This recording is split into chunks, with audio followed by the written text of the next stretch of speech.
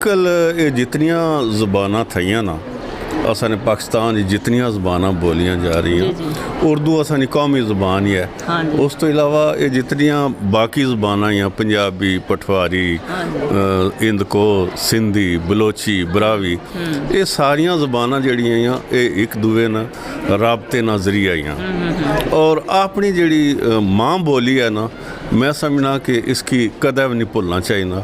मतलब ये बोलो भी लिखो भी पढ़ो भी। वाह जी वाह, बहुत खूबसूरत पैगाम। बोलो भी लिखो भी तो पढ़ो भी। बिल्कुल, क्योंकि ये ज़बाना जिंदा तां ही रह सन।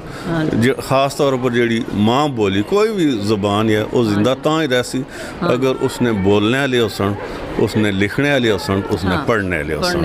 ये बड़ा ज़रूरी है और सिलेबस ये जड़ियाँ इलाकाई ज़बाना जितनियाँ थी ये सारियाँ शामिल होनी चाहिए। आसानी है इस जी। बिल्कुल, बहुत शुक्रिया, बहुत